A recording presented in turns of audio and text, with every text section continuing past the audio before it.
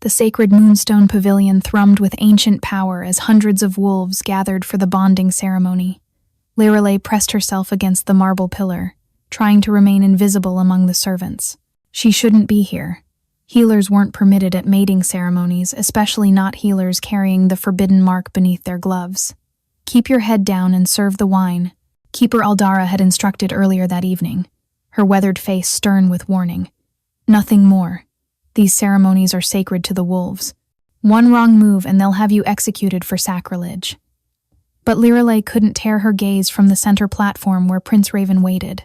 The kingdom's most powerful alpha heir stood rigid as stone, while Lady Celestria approached with the ceremonial chalice. Everything about this felt wrong, the way Raven's hands trembled slightly, how the council elders exchanged knowing glances filled with dark satisfaction, and most of all, the unnatural shimmer in the ceremonial wine that made her healer's instincts scream. Celestria moved with predatory grace, her midnight blue gown flowing like water, her smile sharp as a blade. She'd arrived at court 3 years ago with impeccable credentials from the Eastern Territories, quickly rising to become the council's chosen bride for the prince. Too quickly, Lirelei had always thought. Too perfectly. No one rose through the complex web of wolf politics that fast without secrets. The crowd fell silent as Celestria raised the chalice toward Raven's lips. Tradition demanded the prince drink first, sealing their bond forever before the gathered packs. Once he drank, there would be no going back. The mating bond would lock into place, binding them for eternity. Lirelei's hidden mark burned beneath her glove like a brand, growing hotter with each step Celestria took. The sensation was familiar yet foreign. She'd felt it only once before, the day her mother died, as if something deep in her blood was awakening to danger. She watched the dark liquid swirl in the chalice, and suddenly she could see it not with her eyes but with something deeper. Poison. Wolfsbane concentrated enough to stop even an alpha's heart, mixed with silver powder to prevent healing, and something else. Something that would make it look natural. Around her, the other servants continued their duties, oblivious to the danger. The noble wolves in their finery watched with approval as their prince prepared to drink his doom. Only Lirelei saw the truth, and she was nobody, a half-blood healer who shouldn't even exist, much less interfere with royal ceremonies. No, she breathed, her voice barely a whisper. Her feet moved without her permission, carrying her forward through the crowd. No, stop! But it was too late. The chalice touched Raven's lips. He began to drink. Agony exploded through Lirelei's chest, not her own pain, but his. The forbidden mark on her palm blazed to life, glowing through her glove with silver-white fire as she felt poison flooding his system through a connection that shouldn't exist. Ancient words her mouth formed without her knowledge tore from her throat, carrying across the pavilion with supernatural force that made every wolf present bare their teeth in instinctive recognition. The words were old, older than the territories, older than the separation of the packs. They spoke of betrayal and poison, of bonds broken and souls crying out for justice. Every wolf understood them in their bones, even if their minds couldn't translate. Every eye turned as she collapsed, her body convulsing as if the poison flowed through her own veins. Through blurring vision, she saw Prince Raven drop the chalice, his face contorting in pain. But the last thing she truly saw wasn't the prince, it was him.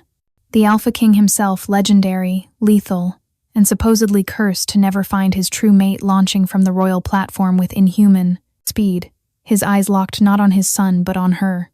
King Zephyr Night Whisper, who hadn't attended a mating ceremony in 50 years, who'd been standing in the shadows like a reluctant specter, moved faster than lightning toward her falling form. His cloak billowed behind him like wings of midnight, and his eyes, those storm-gray eyes that had seen centuries pass, blazed with golden fire. Then darkness claimed her, and she knew nothing more. Warmth. That was the first sensation that penetrated the darkness. Luxurious, enveloping warmth that smelled of pine forests and winter winds. Lirelei floated in that warmth, reluctant to surface from its comfort, her mind struggling to piece together fragmented memories. The ceremony, the poison, the prince, the pain. She's waking. The voice was deep, commanding, and definitely unhappy. Liralay's eyes snapped open to find herself staring at an ornate ceiling painted with scenes of ancient wolf packs hunting beneath a crimson moon. The artwork was exquisite, each wolf rendered in such detail she could see individual fur strands. This wasn't the servants' quarters. This wasn't even the lower palace where healers were sometimes permitted. These were the royal chambers. She recognized the distinctive black stone walls that only existed in the king's tower. Don't move too quickly. A woman with silver hair and kind eyes, Healer Thessa. Liralay recognized her from the few times nobility had visited the lower healing halls, pressed a cool hand to Liralay's forehead. You've been unconscious for 3 days. Your body went through significant trauma. Whatever connection you have to the prince saved his life, but it nearly killed you. 3 days? Liralay tried to sit up, her mind racing. The ceremony, the poison, Prince Raven, was he alive? But as she moved, she realized what she was wrapped in, and her blood turned to ice. The fabric was midnight black, shot through with silver thread that formed the pattern of running wolves. Those wolves seemed to move in the candlelight, chasing each other in an eternal hunt around the edges of the garment. This wasn't just any cloak, the power radiating from it, the way it seemed to recognize her skin, the sheer impossibility of her wearing it. Is this? Her voice cracked. She swallowed and tried again. Is this the Alpha King's cloak? Indeed it is. The deep voice from before drew her attention to the shadows by the window. A man stepped forward, and Liralay's breath caught in her throat. She'd seen Prince Raven at court celebrations, watched from afar as visiting nobles paid their respects. But she'd never seen him. Never King Zephyr Night Whisper, the Alpha who'd united the 7 wolf territories through blood and brilliance, who'd ruled for 3 centuries with an iron fist wrapped in silk. He was devastating, taller than any wolf she'd ever encountered, with shoulders broad enough to fill the doorway. He moved with the controlled grace of an apex predator. Power rolled off him in waves that made every instinct in her body scream to bare her throat in submission, even though she wasn't a wolf. His hair was black as a moonless night, streaked with premature silver that spoke of the burden of his curse. But it was his eyes that trapped her, storm gray like winter tempests, ancient and weary, yet burning with an intensity that seemed to see straight through to her soul. "Leave us," he commanded, not raising his voice, not needing to. Healer Thessa bowed low and fled without a word, the door closing behind her with a soft click that sounded like a prison cell locking. The silence that followed was suffocating. Liralay could hear her own heartbeat, could feel the weight of his gaze like a physical touch. The cloak around her seemed to pulse with warmth, responding to his proximity. "Your Majesty," Liralay started to unwrap herself from his cloak, her fingers fumbling with the impossible softness of it, but his growl stopped her. Cold. It was a sound that bypassed her human ears and went straight to something primal in her bones. "Don't." The single word carried enough alpha command to freeze her in place, though it shouldn't have worked on a mostly human healer. "That cloak is the only thing keeping you stable right now. Remove it, and the magical backlash from what you did could kill you." "What I did?" Confusion mixed with fear in her voice. "I don't understand. I saw the poison and I couldn't let him. You revealed yourself." He moved closer, each step deliberate, predatory. She could smell him now, pine forests and winter winds, just like his cloak. But underneath it, something wild and dangerous that made her pulse race. A hidden healer carrying the seer's mark, screaming my name in the old tongue at a sacred ceremony witnessed by every pack leader in the 7 territories. I don't speak old tongue," Liralay protested. "I don't even know what I said. And I never said your name. I was trying to warn the prince." "You spoke the mate's lament." His voice dropped lower, rougher, filled with something she couldn't identify. Words that haven't been uttered in 3 centuries, that can only be spoken by one who shares a soul bond. Words of claiming and recognition that every wolf present understood in their bones. "And yes, you did speak my name. My true name. The one known only to my bloodline." He moved closer still, until he was standing beside her bed. The air between them crackled with tension, with something electric and dangerous. Then, shocking her completely, he knelt, bringing them to eye level. This close, she could see flecks of blue in those storm-gray eyes, could count the faint scars that marked his face from centuries of battle, could smell that intoxicating scent of evergreen and frost that made her want to lean closer despite every warning bell in her mind. "But here's the interesting part," he continued, his voice barely above a whisper now. "You weren't looking at my son when you spoke those words. When you collapsed, when you screamed those ancient words of bonding, your eyes were locked on me. Only me." "That's impossible," Lirelei breathed, her heart hammering against her ribs. "I don't even know you. I've never—" "When you fell," he interrupted, leaning closer, close enough that she could feel the heat radiating from his body, "your mark didn't just glow. It burned with the exact pattern of my bloodline's curse, the curse that swore no Night Whisper Alpha King would ever find their true mate, the curse that has haunted my family for 500 years, growing stronger with each generation." His hand moved toward hers, stopping just short of touching. "Your mark. Show me." With trembling fingers, Lirelei pulled off her glove. The mark on her palm was no longer glowing, but its pattern was clear in the candlelight, a wolf howling at a crescent moon, surrounded by ancient runes she'd never been able to read. No matter how many old texts she'd studied in secret. But now, looking at it with him so close, she could see something else. The wolf in her mark had eyes, storm-gray eyes that matched his exactly. Zephyr inhaled sharply, his entire body going rigid. When he spoke, his voice was rough with something that might have been wonder or dread. "That's not just the seer's mark. That's the mirror mark, the sign of one who carries half a soul, waiting for its match. But it's impossible. The prophecy said the mirror mark bearer would be pure wolf royalty, not a human healer. The bloodlines don't, they can't." "My mother was wolf-blooded," Lirelei admitted quietly, her voice barely audible. "She died when I was born. I never knew which pack she came from. Father would never speak of it. He said it was too dangerous for me to know." "What was her name?" The question came out sharp, urgent, almost desperate. Seraphina Moonweaver."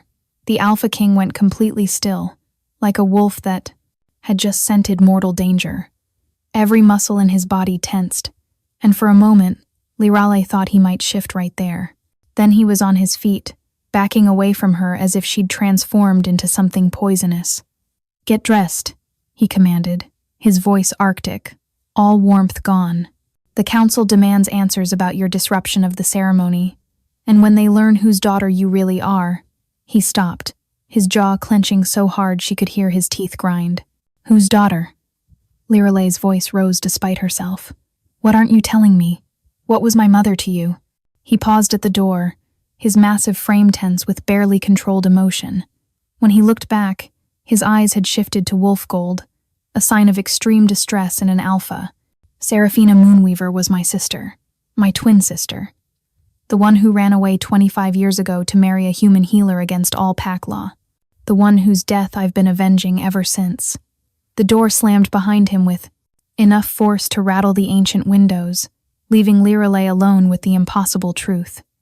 She was the Alpha King's niece. She'd disrupted his son's mating ceremony with power she didn't understand. And somehow, impossibly, her soul was calling to his. The council chamber reeked of hostility and barely contained violence. Lirelei stood in the center of a stone circle that had witnessed 1,000 judgments over the centuries, still wrapped in Zephyr's cloak because her own clothes had mysteriously vanished. 7 elder wolves sat in judgment, their eyes glowing various shades of amber in the torchlight, each one radiating enough power to crush a normal human with presence alone. The chamber itself was ancient, carved from a single piece of obsidian that reflected the torchlight in eerie patterns. Symbols of the 7 territories were etched into the floor: the Night Whisper Wolves, the Northern Frostfang, the Eastern Moonshadow, and others she didn't recognize. She stood at the intersection of all 7, marked as outsider to all. "You dare appear before us wearing his cloak?" Elder Grimwald snarled, his scarred face twisted with disgust. He was the oldest of them, a veteran of the territory wars, and his hatred for humans was legendary. A half-breed mongrel who disrupted the most sacred ceremony in a generation? "You should be executed for sacrilege." "She saved my life." Prince Raven's voice cut through the chamber as he entered, still pale but walking steadily. "The poison would have killed me in minutes if she hadn't." "Silence, pup," Grimwald snapped. "You don't speak unless spoken to." This is council business now. She's not just human. Zephyr's voice cut through like a blade of ice as he entered behind his son. The temperature in the room dropped noticeably with his presence. Lady Lirelei is of the Moonweaver bloodline. The gasps that echoed through the chamber were like physical blows. Several of the elders rose to their feet, and Lirelei saw claws extending involuntarily from their fingers. The Moonweaver name clearly carried weight she didn't understand. Lady Celestria rose from among the witnesses, her perfect features contorted with rage. She'd arrived at court 3 years ago with impeccable credentials from the Eastern Territories, but something about her reaction seemed too personal, too invested. Impossible! The Moonweaver line died with Princess Seraphina's betrayal. Everyone knows she perished without heir. The healers confirmed it. She died in childbirth, and the baby died with her. Clearly not, Raven said, his voice carrying an edge sharp enough to cut. He moved closer to Lirali, and she noticed he positioned himself slightly between her and the most hostile elders. The question we should be asking is why someone tried to poison me at my own mating ceremony. Lady Celestria, you prepared the chalice. Perhaps you could explain. How dare you? Celestria's voice went shrill. I've served this court, faithfully, for 3 years. The ceremony was interrupted before it could be completed. We don't even know if there was really poison or if this creature simply wanted to draw attention to herself. The chalice contained enough concentrated wolfsbane to kill 3 alphas. Lirelei interrupted, finding her voice despite the weight of so many predatory gazes. Mixed with silver powder to prevent healing and monkshood extract to make it appear like natural heart failure. I could smell it, taste it in the air. My healer's training. How could you possibly know the exact composition? Elder Grimvold demanded, leaning forward with suspicious interest. Unless you were the one who… Pain lanced through Lirelei's palm like a hot knife, cutting off his accusation. The mirror mark flared to life, blazing with silver-white fire that made every wolf in the room step back instinctively. Images flooded her mind with the force of a breaking dam. Celestria meeting with a hooded figure in the castle's abandoned tower, gold changing hands, a vial of poison being carefully poured into the ceremonial chalice, whispered words about the prince's death triggering a succession crisis. But there was more. She saw Celestria's true face beneath the beautiful mask, something ancient and wrong, something that wasn't wolf at all. Because she's a true seer, Zephyr said quietly, but his voice carried to every corner of the chamber. The firstborn to our kind in 3 centuries. The gift manifests in the Moonweaver bloodline every 10th generation. She's an abomination, Celestria snarled. But there was something desperate in her tone now, something fearful. Half-human, unmarked by any pack, carrying forbidden magic. Enough. Zephyr's command silenced everyone, the temperature in the room dropping so fast that ice actually formed on the windows. Lady Lirelei saved my son's life. That alone grants her protection under ancient law. Protection? Elder Morwen, the only female on the council, stood slowly. There was something different about her movement, an otherworldly grace that seemed out of place even among supernatural wolves. Her eyes held depths that spoke of secrets far older than her apparent age. Your Majesty, with all respect, her presence here changes everything. A Moonweaver heir with the mirror mark, appearing just as the Northern Packs mass at our borders. This cannot be coincidence. What do the Northern Packs have to do with anything? Lirelei asked, though her mark was beginning to burn again with that strange prophetic heat. Silence, child, Morwen said, though her tone was almost gentle. You don't yet understand what you've walked into. The Northern Packs have been moving for weeks, claiming an ancient vision guides them. The messenger arrived this morning. Alpha Korvac of the Frostfang Pack claims you as his mate through vision right. What? Lirelei and Zephyr spoke simultaneously, and the harmony of their voices sent visible shivers through several council members. It's an ancient law that predates even the territories, Grimvold explained with barely concealed satisfaction. The mirror mark bearer can be claimed through 3 ways: vision, combat, or bonding. Korvac says he saw you in a prophetic dream, down to the exact pattern of your mark. He demands you be delivered to him within the moon's turning, or he'll consider it an act of war. Lirelei's knees nearly buckled. She'd heard stories of Korvac even in the servant quarters, the butcher of the north, who'd slaughtered entire packs that defied him, who ruled through fear and brutality. The thought of being claimed by such a monster made her stomach revolt. "She's under my protection," Zephyr growled, and the sound was nothing human. The temperature dropped further, and frost began forming on the stone floor around his feet. "Korvac can make whatever claims he wishes. He'll not have her." "Which brings us to an interesting point," Celestria said, having recovered her composure. Her voice turned sickly sweet as honey poisoned with nightshade. "Why exactly is she wearing your cloak, Your Majesty? The Alpha King's cloak that, according to tradition, can only be worn by blood family or your true mate." The silence that followed was so complete that Lirelei could hear her own heartbeat thundering in her ears. Every eye in the chamber fixed on them, waiting. She could feel the weight of their stares like physical touches, some curious, some hostile, all dangerous. "She is family," Zephyr said carefully, but Lirelei could hear the strain in his voice. "My niece, as I've explained." "Then why did the cloak accept her completely?" Grimwald challenged, standing now with aggressive intent. "The enchantment woven into that cloak is ancient, Your Majesty. It would recognize blood, family differently than other connections. The cloak would warm a family member, yes, but it wouldn't bond to them.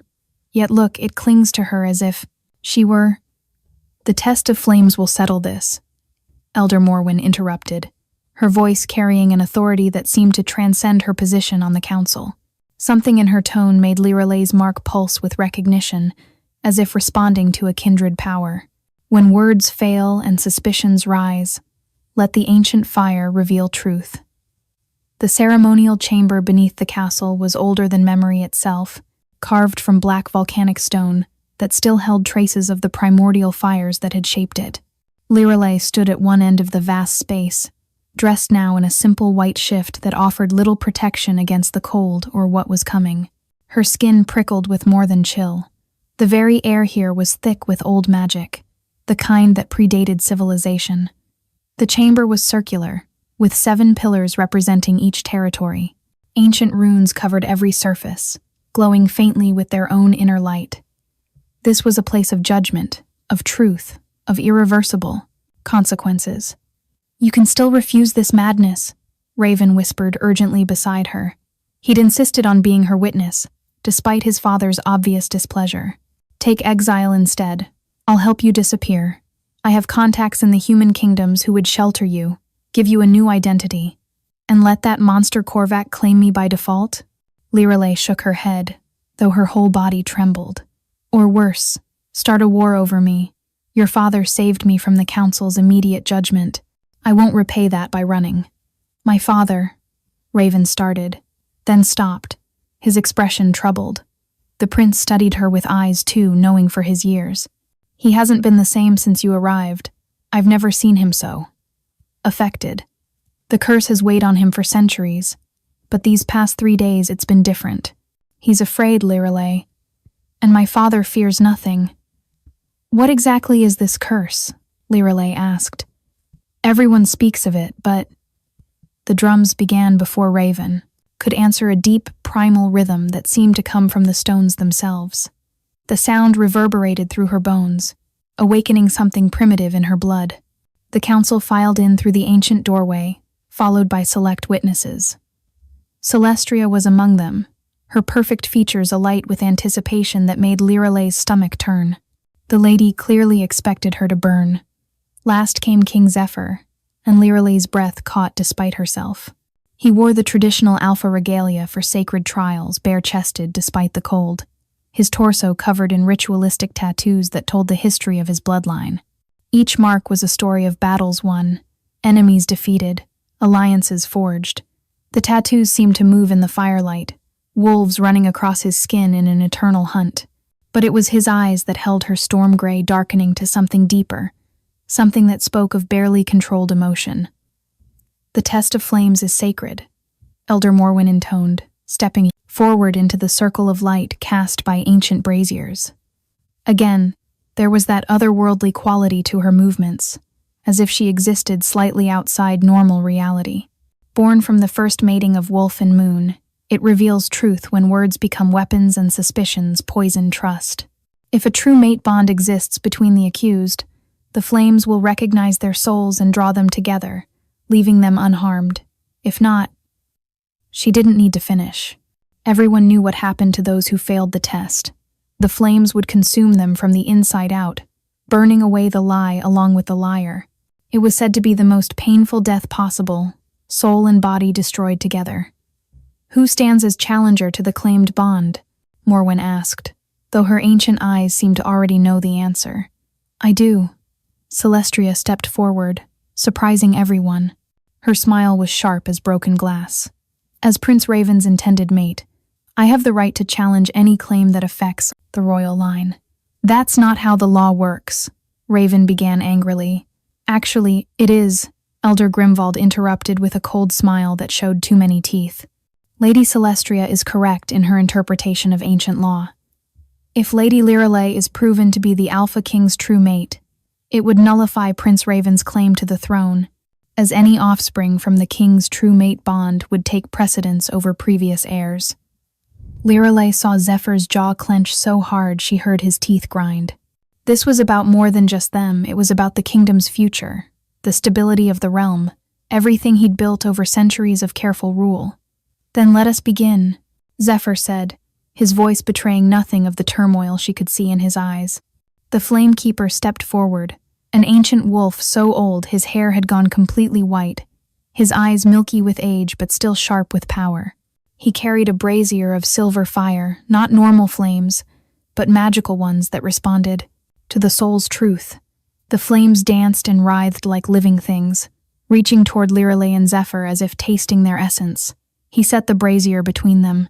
They stood 20 feet apart, but it might as well have been miles. The flames rose immediately, forming a wall of silver light that danced and shifted like liquid mercury. If you are true mates, the keeper explained in a voice like rustling parchment, the flames will call to your souls. You must walk through them to reach each other. Only the truth of your bond will protect you. If the bond is false, or forced, or mistaken, the flames will know. Begin, Morwen commanded. The moment the word was spoken, Lirelei's mark exploded with heat. Not painful this time, but overwhelming, like her blood had turned to liquid starlight. The flames between them began to change, shifting from silver to deep purple, then to a gold that matched Zephyr's wolf eyes. She heard gasps from the witnesses, but she couldn't look away from what was happening. The flames were calling to her, singing a song only her soul could hear. She took a step forward, then another. The heat should have been unbearable, she could feel it scorching the air, but instead, the flames parted like water before her, creating a path. Through the fire, she could see Zephyr moving too, his expression no longer controlled but raw, with something that looked like wonder mixed with terror. But as they drew closer, something went catastrophically wrong. Black veins began spreading through the golden flames like poison through water, and suddenly Lirelei wasn't walking anymore. She was being pulled, dragged forward by an invisible force that felt like hooks embedded in her soul. Pain lanced through her mark and spread up her arm like liquid fire, following the same pattern as the mark itself. It's the curse, Healer Thessa shouted from among the witnesses. The Night Whisper curse is fighting the bond, it's trying to kill her. Lirelei screamed as the black veins reached her, wrapping around her limbs like burning chains. They were cold and hot at once, freezing and burning, tearing at something fundamental inside her. Through her agony, she heard Zephyr roar, not in pain but in fury that shook the ancient stones.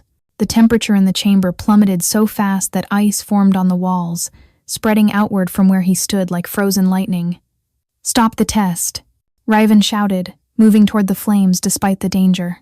No! Zephyr's command froze everyone in place, carrying such alpha power that even the elders stepped back. The command hit Lirelei too, but instead of controlling her, it seemed to strengthen her, as if his power recognized her as his equal. He was pushing through the corrupted flames now, and Lirelei could see his skin blistering where the black veins touched him, healing almost instantly only to burn again. The curse was literally trying to tear him apart for reaching toward his mate, but he didn't stop. His eyes had gone full wolf gold, and his form was flickering between man and beast. I won't let it take her, he snarled, his voice barely human. Through the haze of pain, Lirelei saw him fighting toward her with desperate determination.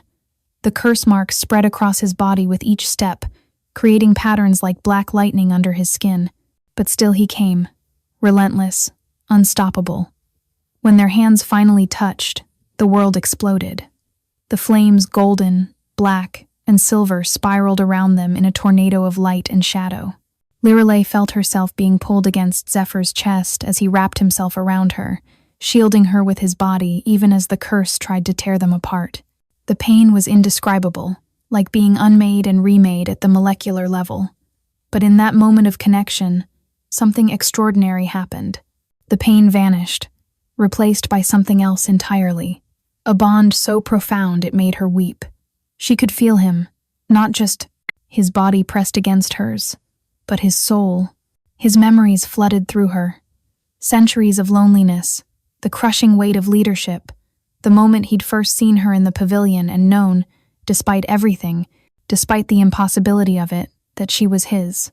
She saw his sister, her mother, young and laughing, then older and defiant, then running away in the night. She felt his rage when he'd learned of her death, his centuries of guilt for not protecting her. And underneath it all, the curse, a living thing that fed on his bloodline's power, growing stronger with each generation. "I'm sorry," he whispered against her hair, his voice broken. "I'm so sorry. I tried to stay away. I knew what you were the moment you collapsed. But the curse, if I claim you, it will kill you. That's what it does. It lets us find our mates only to watch them die." "I can see it," Lirelei gasped, her seer abilities suddenly crystal clear. The flames around them were showing her everything past, present, and potential futures. The curse, it's not what everyone thinks. It doesn't prevent you from finding your mate, it's designed to kill them if you do. But there's more. The one who cast it. She's here. She's been here all along. The flames suddenly died, leaving them standing intertwined in the center of the chamber. Scorch marks covered the floor in a perfect circle around them, forming new runes that hadn't been there before. They were unharmed mostly. Zephyr's arms bore black marks where he'd shielded her, wounds that weren't healing with his usual alpha speed. "The test is concluded," Morwen said, and for the first time her voice shook with something that might have been awe or fear. "The bond is true, but corrupted." "The curse!" A horn sounded from the castle walls, urgent, panicked. 3 long notes that meant only one thing: invasion. A guard burst into the chamber, his face white with terror. "Your Majesty, the northern packs have breached. The outer walls. Alpha Korvac himself leads them. He demands the seer be surrendered immediately, or he'll burn the city to ash." Zephyr's arms tightened around Lirelei possessively. "Over my dead body." "That can be arranged," a new voice said from the doorway, cold and amused. Everyone turned to see him, Alpha Korvac himself, somehow having bypassed all the castle's defenses. The test's magical discharge must have weakened the protection spells, Lirelei realized with growing horror. The Northern Alpha was everything the story said, and worse. Massive, scarred from hundreds of battles, with eyes that burned red with barely controlled madness. His mere presence made the temperature drop even further, frost spreading from where he stood. "Hello, little seer," he purred, his gaze fixing on Lirelei with predatory interest. "Time to come home where you belong." Before anyone could react, Korvac lunged forward with inhuman speed. Zephyr shoved Lirelei behind him, partially shifting, his hands becoming claws, his teeth lengthening to fangs. The clash of 2 alpha powers sent shockwaves through the chamber, cracking the ancient stones that had stood for millennia. "Get her out!" Zephyr roared to Raven, blocking a vicious strike from Korvac. But Lirelei couldn't move. The moment the 2 alphas had collided, her mark had erupted in agony. She could feel Zephyr's pain as Korvac's claws found flesh, tearing through his shoulder where the curse marks had weakened him. The bond they'd just confirmed in the flames was raw, unshielded, transmitting every sensation between them. "Fascinating," Korvac said as he circled Zephyr like a wolf stalking wounded prey. The great Alpha King finally found his mate, only to be too weak to protect her. "The curse is eating you alive," Night Whisper. "I can smell it rotting you from the inside." "You know nothing about it," Zephyr snarled. But Lirelei could see the truth. He was struggling. The curse marks were spreading with each moment of combat, sapping his legendary strength. "Oh, but I do," Korvac laughed, a sound like breaking bones. You see, I made a deal with the Shadow Moon Coven. They told me everything about the curse, about the seer who would appear, about how claiming she would give me power over all 7 territories. Blood magic? Elder Morwen's voice carried horror. You made a pact with those witches? The witches showed me the future, Korvac confirmed, striking again with brutal efficiency. They showed me the mirror mark-bearer would appear at a mating ceremony, that she would have the power to reshape our world. They didn't mention she'd already be mated to you, Night Whisper, but that makes this even sweeter. I'll take her, and you'll die knowing you failed. Something in Lirelei snapped at those words. Power erupted from her mark. Not the gentle healing energy she'd always hidden, but something far more ancient and dangerous. Her voice, when she spoke, carried harmonics that made every wolf in the chamber whine in submission. Stop! Both alphas froze mid-strike, turning to stare at her. The mirror mark was blazing silver-white up her entire arm now, and her eyes had gone completely white as well, seeing beyond the present into the threads of possibility. The witches lied to you, Korvac, she said, her voice layered with otherworldly power. The vision they showed you was false, twisted to serve their purposes. They seek chaos among the packs to weaken us all. You're lying, Korvac growled, but uncertainty flickered in his mad eyes. I'm a seer, Lirelei said simply. I cannot lie about what I see. The Shadow Moon Coven plans to use you to kill Zephyr. Knowing his death will shatter the alliance. Then, when the packs are fighting each other for dominance, they'll unleash something far worse, the original evil that created the curse. Suddenly, Celestria laughed, a sound like shattering glass that made everyone turn.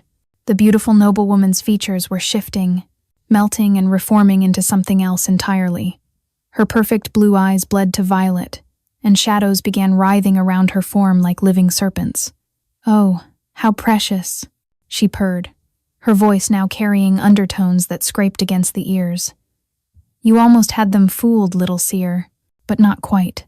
Witch, Grimwald gasped, backing away with instinctive revulsion. Shadow Witch, specifically, Celestria or whatever she truly was, confirmed with a mocking bow. Though I prefer my coven name, Thimeris the Hollow. I've been playing Lady Celestria for 3 years, waiting for the right moment, building trust, positioning myself, all for this. Understanding crashed over Lirelei like a cold wave. The poison you weren't trying to kill Raven, you were trying to trigger my awakening. Clever girl, Thimeris smiled, revealing teeth that were suddenly too sharp, too many. A seer's power only fully manifests under extreme emotional duress. Watching the prince die would have shattered your mental barriers completely. But this, she gestured at the chaos around them, a true mate bond fighting against an ancient curse while 2 alphas battle? Oh, this is even better than I planned. Korvac roared in rage, realizing he'd been used, and turned on Thimeris. But she waved her hand almost lazily, and violet energy wrapped around him, freezing him mid-leap like an insect in amber. Sit, dog, she commanded, and Korvac's body obeyed against his will. Now then, Thimeris focused on Lirelei, shadows gathering around her like a living cloak. You have something I need, little seer. The location of the Moonweaver Codex, your mother's journal containing the original spell to break the Night Whisper curse. Give it to me, and I might let your mate live a few more hours. I don't know what you're talking about, Lirelei said, though even as she spoke, images flashed through her mind, a leather journal hidden beneath floorboards, pages covered in her mother's, elegant script, secrets that could reshape the world. Don't lie to me, Thimeris hissed. Shadows lashed out, wrapping around Zephyr's throat like a noose. He clawed at them, but the cursed wounds on his arms had weakened him too much.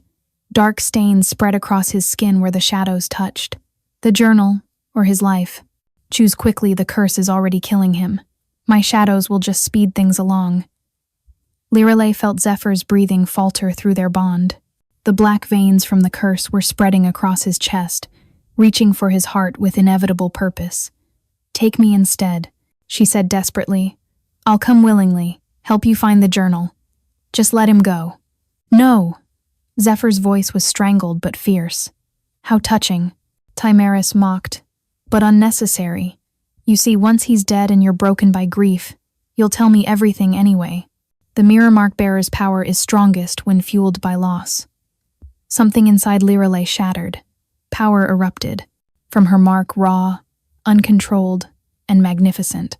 The silver-white explosion threw Thimaris across the chamber, shattered her shadow bonds, and sent cracks racing up every ancient wall. But even as she stood there blazing with power, Lirelei felt the toll.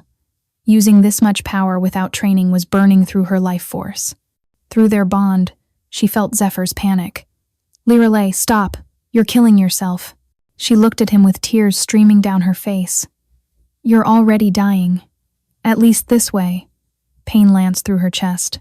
She looked down to see shadows emerging from her own shadow, Thimaris' backup plan.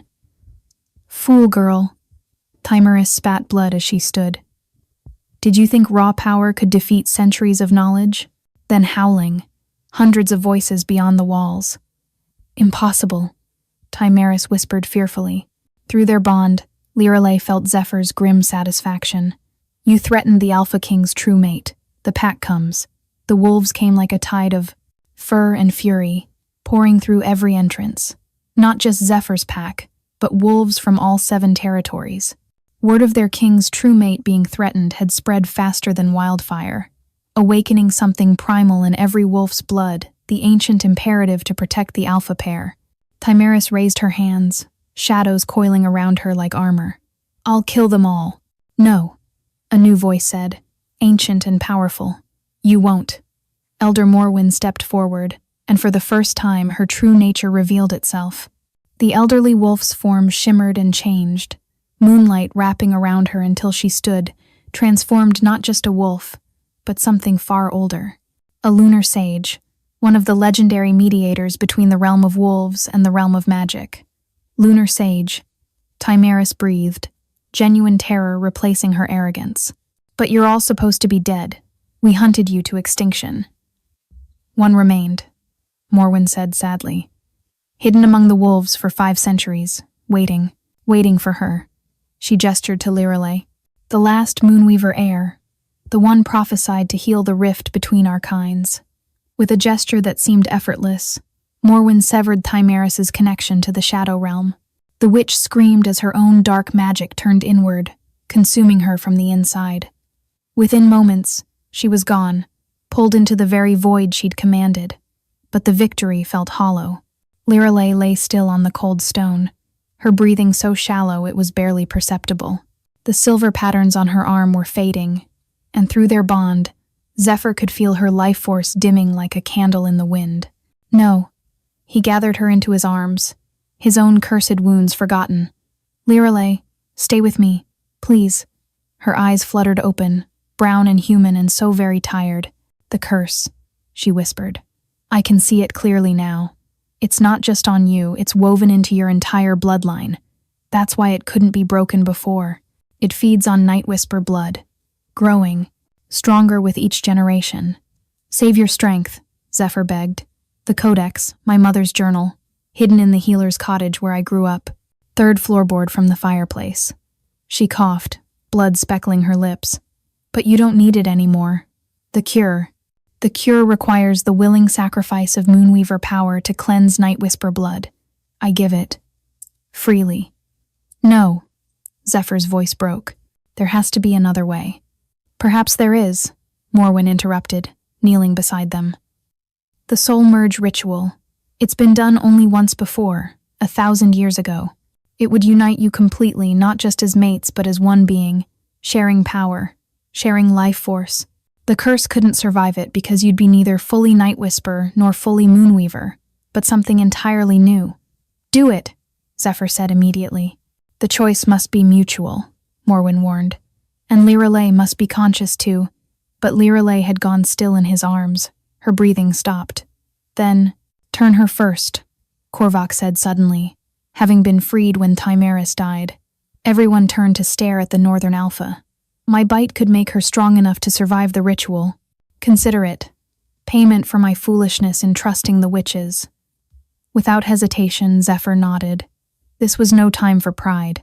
Korvac knelt beside them and bit Lirelei's neck with surprising gentleness. infusing her with alpha wolf essence. Her back arched as the change began, violent and immediate. "Now!" Morwen shouted. "While both magics are active." She began chanting in the tongue that predated all languages. A circle of pure moonlight formed around Zephyr and Lirelei. "Do you accept the merge?" Morwen asked formally. "Yes," they said in unison, Zephyr aloud, and Lirelei threw a gasp as her eyes snapped open. 1 silver, 1 gold. The moonlight erupted into a pillar of pure energy. They rose into the air, their bodies beginning to glow as the ritual took hold. Through the blinding light, 2 forms could be seen no longer separate but intertwining, their very essences merging into one. When the light finally faded, they collapsed together, unconscious but breathing. The curse marks were completely gone from Zephyr's skin, and Lirelei's form had stabilized, neither fully human nor fully wolf, but something beautifully unique. "It's done," Morwen said exhaustedly. "They are one now. The curse is broken, and a new age begins." 1 year later, the grand amphitheater overflowed with guests from all races: wolves, humans, witches who'd renounced the shadow path, all united in celebration. Lirelei stood before them, her hand in Zephyr's, wearing a gown that shimmered with moonlight. Her belly was gently rounded with their first child, a baby the seers proclaimed would be the first of a new generation, bridging all worlds. Through their merged souls, she felt Zephyr's joy, his pride, his endless love. They were never alone now, always feeling each other's presence like a warm embrace. "No regrets?" Zephyr whispered as he placed the official mate mark, gentle this time. "None," she replied, then laughed as their baby kicked, already strong, already magical. "Though I do miss the simple days of just being a healer." "You still are a healer," he reminded her. "You healed centuries of division, broke an ancient curse, and united the packs." "We did," she corrected, pulling him down for a kiss as their united peoples cheered. As the celebration continued around them, Lirelei reflected on the journey that had brought them here. From a servant who shouldn't have been at a mating ceremony to the queen of all 7 territories, mated to the Alpha King through a bond that transcended normal understanding. The age of separation was over. The age of unity had begun. And somewhere in the crowd, Elder Morwen, the last lunar sage, smiled and faded into moonlight, her purpose finally fulfilled.